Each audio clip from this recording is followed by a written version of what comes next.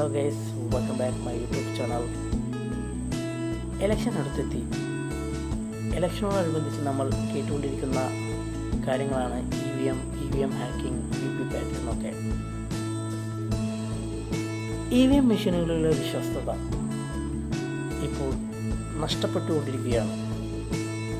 ഇതിനെ ഓവർകം ചെയ്യുന്നതിന് വേണ്ടി ഇലക്ഷൻ കമ്മീഷൻ കൊണ്ടുവന്ന ഒരു ഡിവൈസാണ് VVPAT. എന്താണ് EVM, എന്താണ് VVPAT? ഇവ രണ്ടും കൂടി ലിങ്ക് ചെയ്തുകൊണ്ട് ഇനി വരുന്ന ഇലക്ഷനു വേണ്ടിയുള്ള പ്രവർത്തനം എങ്ങനെയാണെന്നുള്ള ഒരു ചെറിയൊരു വീഡിയോ ആണ് ഞാൻ ഇന്ന് നിങ്ങളുടെ മുമ്പിൽ കൊണ്ടുവന്നിരിക്കുന്നത്. ഈ ഒരു വീഡിയോ നിങ്ങൾക്ക് ഇഷ്ടപ്പെടുകയാണെങ്കിൽ തീർച്ചയായും നിങ്ങൾ ഷെയർ ചെയ്യുക, സബ്സ്ക്രൈബ് ചെയ്യുക. അതുപോലെ തന്നെ നിങ്ങൾക്ക് എന്തെങ്കിലും അഭിപ്രായങ്ങളോ അല്ലെങ്കിൽ നിർദ്ദേശങ്ങളോ നൽകണമെങ്കിൽ എൻ്റെ ഈ ചാനലിൽ കമൻറ്റ് ചെയ്യാവുന്നതാണ്. അപ്പോൾ നമുക്ക് നോക്കാം. EVM മെഷീൻ അഥവാ ഇലക്ട്രോണിക് വോട്ടിംഗ് മെഷീൻ. പ്രധാനമായും ഇതിന് 3 ഭാഗങ്ങളാണുള്ളത്. പുതുതായി ഇൻസ്റ്റാൾ ചെയ്ത VVPAT, വോട്ട് ചെയ്യുന്ന ബാലറ്റ് യൂണിറ്റ്, ഇതിനെ കൺട്രോൾ ചെയ്യുന്ന ഒരു കൺട്രോൾ യൂണിറ്റ്. ഇലക്ട്രൽ ഓഫീസറുടെ കയ്യിലായിരിക്കും ഉണ്ടായിരിക്കുക. ബാക്കി വരുന്ന 2 ഭാഗവും വോട്ട് ചെയ്യുന്ന പ്ലേസിലായിരിക്കും ഇത് പ്ലേസ് ചെയ്തിട്ടുണ്ടാവുക.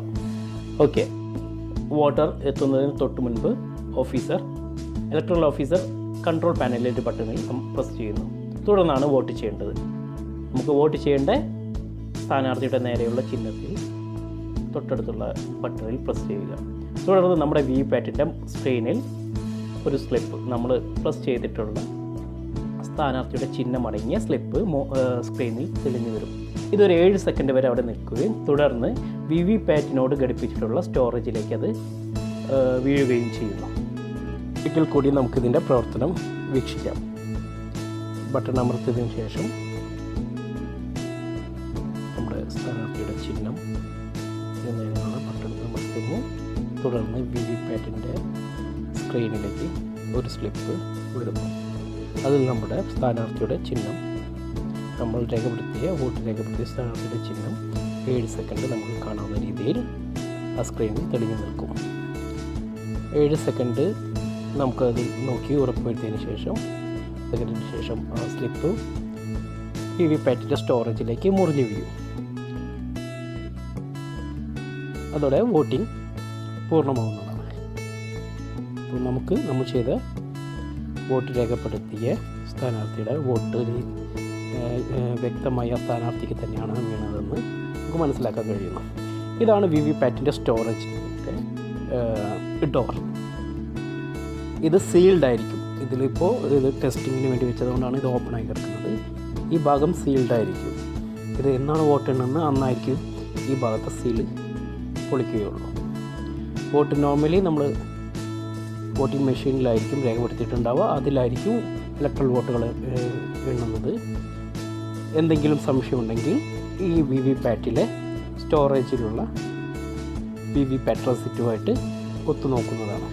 ഇതിൽ സംശയാസ്പദമായി വരുന്ന സാഹചര്യങ്ങളിൽ മാത്രമാണ് VVPATും വോട്ടിംഗ് മെഷീനിലെ കൗണ്ടും തമ്മിൽ ഒത്തുനോക്കാറുള്ളത്. ഇതാണ് ആ റെസിപ്റ്റ്.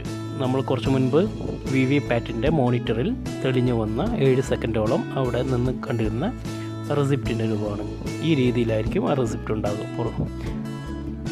ഈ റെസിപ്റ്റുകളായിരിക്കും വോട്ടിങ്ങിൽ എന്തെങ്കിലും സംശയമോ അതുമായി ബന്ധപ്പെട്ട് വരുമ്പോൾ കൗണ്ട് ചെയ്യുക. പാരലലായിട്ട് കൗണ്ട് ചെയ്യുന്നത് ഈ റെസിപ്റ്റ് ആയിരിക്കും. ഓക്കെ, ഒന്നും കൂടി ഇതിൻ്റെ ക്ലോസ് വ്യൂ നമുക്ക് കാണാം. ഓക്കെ, ഓഫീസർ കൺട്രോൾ പാനലിലെ ബട്ടണിൽ സ്വിച്ച് അമർത്തുന്നു.